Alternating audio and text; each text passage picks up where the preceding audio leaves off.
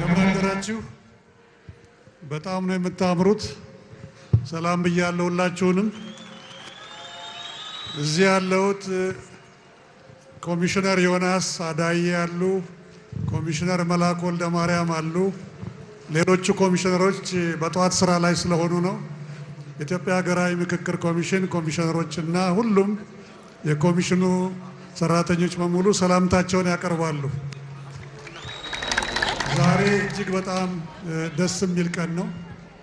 መጀመሪያ ህፃናቶች፣ ወጣቶች፣ ታላላቆች ይህንን የዛሬውን ሩጫ በየቤታችሁ ሆናችሁ የምትከታተሉን በሙሉ እንኳን ፈጣሪ ለዚህ ቀን በሰላም አደረሰን እላለሁ። የኢትዮጵያ ሀገራዊ ምክክር ኮሚሽን ምን ሲሰራ እንደነበረ ላለፉት አራት ዓመታት በሚገባ ተከታትላችኋል።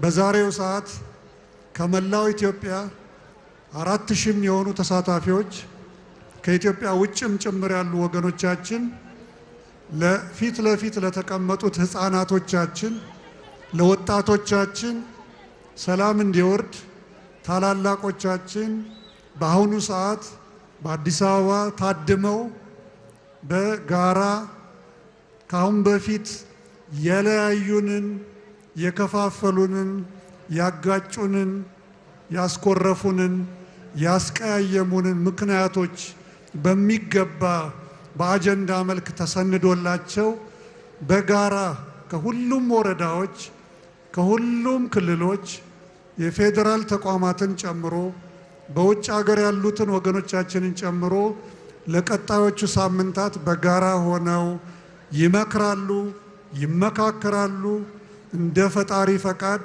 በሁሉም አጀንዳዎቻቸው ላይ መግባባት ላይ ይደርሳሉ ብለን ተስፋ እናደርጋለን። ስለዚህ ኢትዮጵያ የህፃናቶች ነች፣ ኢትዮጵያ የወጣቶች ነች፣ ኢትዮጵያ የኛም የአረጋውያን ነች። ስለዚህ ለዛሬው ቀን እንድንደርስ ብዙ ተቋማት ረድተውናል።